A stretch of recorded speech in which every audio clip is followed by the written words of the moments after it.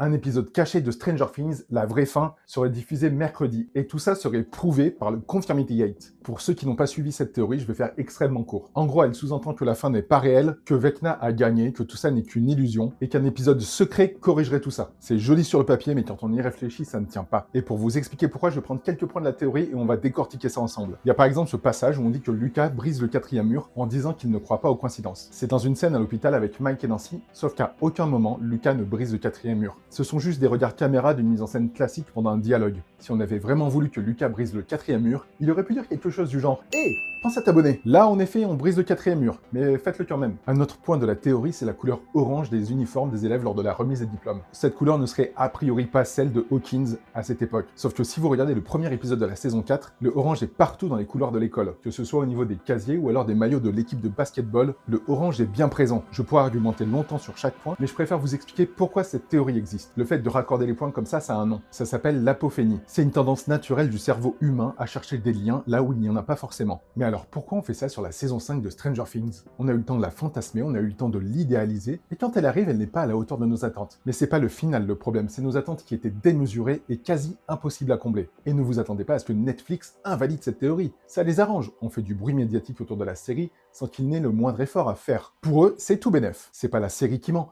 c'est notre cerveau qui refuse de lâcher le combat. Et parfois, la fin, c'est juste la fin.